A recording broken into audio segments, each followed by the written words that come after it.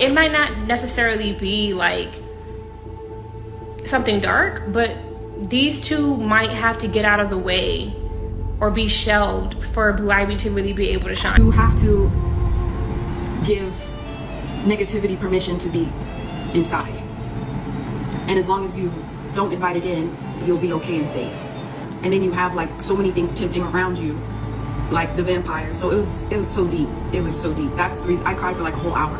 I'm not gonna cry. Khloe Bailey just did what no other artist under Beyonce's label ever dared. She spoke up. And now, she's paying the price in full. So what did Khloe actually say to trigger all this mess? She called out Beyonce for sacrificing her own artists. Yeah, sacrificing. Just to keep her throne untouched. Khloe and her sister Halle, straight up vocal beasts. But instead of boosting them, Beyonce allegedly kept them boxed up. After Sinners, I cried. It just reminds you so much of the industry. No tour spots, no promo, no streaming push, nothing. All while pushing her own daughter, Blue Ivy, to center stage like she's the chosen one. But let's be honest. When it comes to raw talent, dancing, and commanding the stage, Khloe got Blue Ivy beat. The wildest part? Right after Khloe even mentioned Blue Ivy during a now-deleted interview, her team went completely ghost. After Sinners, I cried. Do you know why I cried? Yes or no? Or you're just like, Khloe, you cried because you're a crybaby. You're still me. So I think anyone who, it just reminds you so much of the industry, right? And it's like, you could have a gift like he did with his guitar. And like they said, when he's singing, he's honoring his ancestors and uplifting and all of that, but then it also attracts the not good. So it's like, in order for him to be successful, the vampires were telling him he has to sell out so that he could be, that he could live forever and his music could live forever. And it's exactly like things that I see and go through every day. And that's why I just like broke down crying, because it was showing like the people who decided not to go to the other side, they were in there fighting for their lives, they were in there going through it, while the ones who did give in, they were outside celebrating and having a good time and got things quicker and things like that. So the reason why Sinners resonated with me so much is because it's something that you see every day, and no matter how hard you work, no matter how good of a person that you are, no matter how talented you are, sometimes that's not enough to get you places that you need to be. And that's why Sinners, like, I was crying right after, because I feel like anyone in the industry could really resonate. Calls stopped. Offers vanished.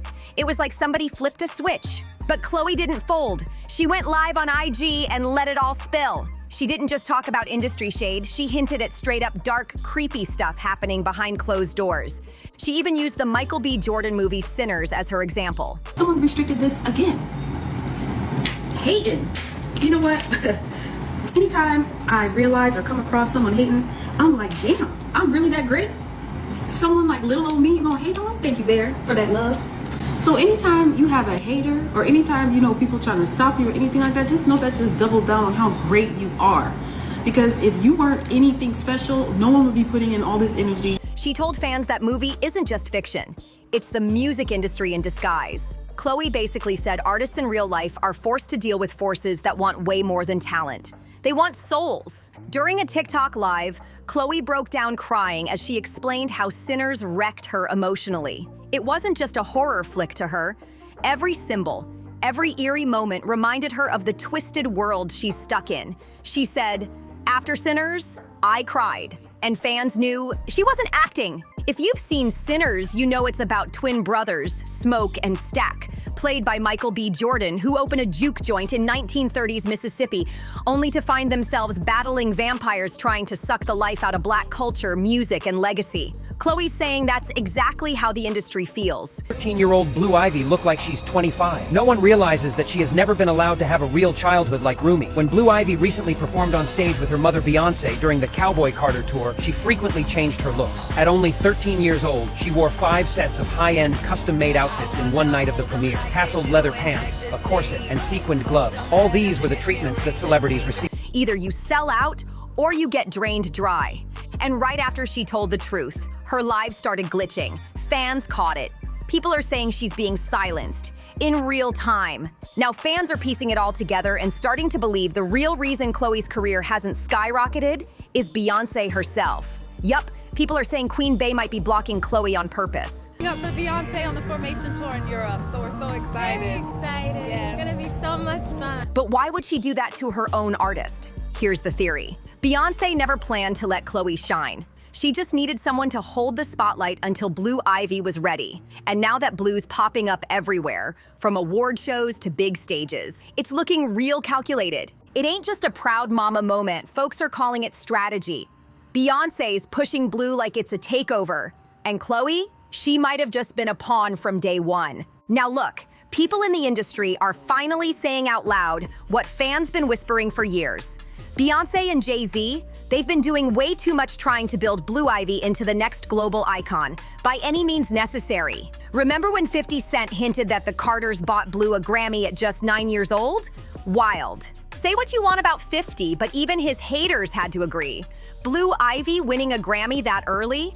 That was a slap in the face to real hungry artists who've been grinding for years. The kids even have Grammys. Like they don't sing yet. They don't sing. Right. They don't rap yet.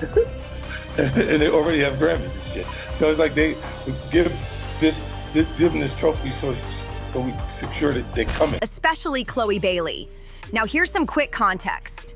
Khloe blew up in 2015 when she and her sister Halle posted a viral cover of Beyoncé's Pretty Hurts on YouTube. And guess what?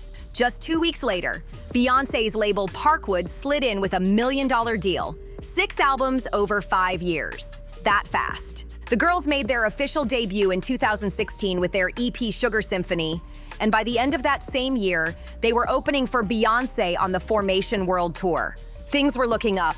From 2017 to 2020, Khloe and Halle stayed booked and praised.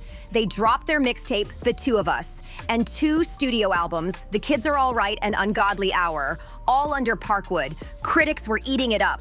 But then came 2021, and everything changed. Halle moved to London to shoot The Little Mermaid, and Khloe stepped into her solo bag. But instead of leveling up her artistry, folks noticed a hard shift in her whole image. She went from soulful singer to ultra-sexy provocateur. Fast.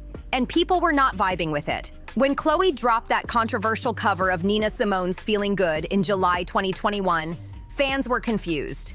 Yeah, she killed the vocals, but the sultry choreography, during a song rooted in the civil rights movement, it felt totally disrespectful to the original meaning. Fans were like, who told her this was a good idea? That's when the talk got louder. Is Beyoncé really giving Khloe bad advice on purpose? People started accusing the label of taking the easy way out, overshadowing Khloe's raw vocal talent by turning her into a hypersexualized product. And the real heat came when she dropped the video for her debut single, Have Mercy. It was flashy, chaotic, and cheap-looking, according to fans. Some even said the vibe was demonic, like she looked possessed in parts of it. Instead of fixing the direction or giving her strong creative guidance, Parkwood just doubled down on the same mess. Khloe's follow-up single, Treat Me, was another sexy, over-the-top rollout that didn't connect with her core fan base. It felt like Parkwood was setting her up to flop. Again and again. Fans were watching it all crash and burn in real time. The choices kept missing. Khloe was clearly out here trying, but her team? They were either clueless or just didn't care. And Beyoncé, the label boss with all the power to turn things around, didn't step in. At all. Fast forward to January 24th, 2023. Khloe finally announced her debut solo album, In Pieces, and it looked like she might have been getting back on track. She dropped the lead single, Pray It Away, which came with a more stripped-down, spiritual vibe. Clean lyrics, clean visuals. But even with all that, it still flopped. It didn't hit the charts like it should have. No buzz, no traction, and fans were left asking again, why is Beyoncé letting this happen to her own artist? Something ain't adding up. Khloe's debut album rollout should have been her big moment, but instead, it was a disaster. Her second single was a collab with Chris Brown, and that set off alarms everywhere. Folks were stunned Beyoncé even allowed it, considering Chris's history with Rihanna, who, let's not forget, was once signed to Jay-Z himself. Now, yeah, Khloe had nothing to do with Chris and Rihanna's past, but teaming her up with him? That was a move nobody could explain, especially since Beyoncé's usually obsessed with keeping her image clean and controlled. But this looked messy, and it only got worse from there. Khloe's whole album, In Pieces, flopped hard. Fans were disappointed, critics dragged it, and the vibe felt manufactured, Like nobody on her team knew what her sound or vision was supposed to be. Even worse, two of Khloe's biggest hits, Have Mercy and Treat Me, were left off the album completely. Like, what label does that to a brand new solo artist trying to make a mark? That move had people scratching their heads and blaming Parkwood for dropping the ball again. And let's talk numbers. In Pieces barely cracked the Billboard 200. It came in at number 119, selling just over 10,000 units in the first week. Meanwhile, Khloe and Halle's second joint album, Ungodly Hour, debuted at number 16, with 24,000 units sold, and it even got them a Grammy nod. So why was Khloe's solo launch such a flop? Something ain't right. People started calling it out, loud and clear. Even The Breakfast Club addressed it. JNV said what a lot of fans were thinking. Signed to somebody's record label, right? Or you are in business with somebody. That's part of what you assume or what you think, right? If I'm an artist and I sign to anybody, and I seen Jay-Z do it to his biggest artists, Beanie Siegel, to Rihanna, to Kanye, to Emil, he promoted his art. Beyonce could have easily helped. A repost, a story tag, anything could have given Khloe a major boost. A single shout out from Beyonce might have pushed Khloe into the top 50. But nope, Beyonce stayed silent. No reposts, no features, no tour invite, nothing. And that's when the rumors exploded. Fans began speculating Beyonce was deliberately letting Khloe fail because she didn't want her outshining Blue Ivy. And now that Blue's already snatching Grammys, performing at the Oscars at just 10, and touring beside her mama like she's next in line for the throne, it's starting to look way too calculated. But here's where things take a dark turn. There's long-standing talk in the industry, whispers that Beyonce and Jay-Z sacrifice artists who pose a threat to their empire. One of the oldest rumors? That Jay sacrificed Aaliyah so Beyonce could rise. Source says that Aaliyah was given a sleeping pill and carried onto the plane unconscious before the fatal crash happened in the Bahamas. Kingsley Russell, who was 13 at the time, was in the car that drove Aaliyah and her team to the airport for their return flight to Miami. According to Kingsley Russell, they took her out of the van and she didn't even know she was getting boarded on a plane. Russell says she went on that airplane asleep. Aaliyah's ex, Dame Dash, who also used to be Jay's business partner, said Jay was obsessed with trying to get with Aaliyah, but Aaliyah wasn't feeling him. And then in 2001, she tragically died in that plane crash in the Bahamas. And right after that, Jay started dating Beyonce. People still believe that wasn't just a tragedy, it was a setup. Witnesses even said Aaliyah had been sedated and carried unconscious onto the plane. Barry, when Aaliyah died for a wrongful death, he got paid $90 million for her death. Am I supposed to say that on TV? For $90 million for her death. Was that just for his rights or whatever he owned? What she would have been able to make if she hadn't have died. Oh, okay. There was a lot of lawsuits. I guess. Okay. But that was the settlement. I wasn't in. I was there when we went over to he got $90 million. He wouldn't stayed at the L'Hermitage Hotel. We ate good. and straight in deep mourning, right? Then Mary J. Blige added fuel to the fire when she called Aaliyah's death a spiritual murder. Like, what did she know?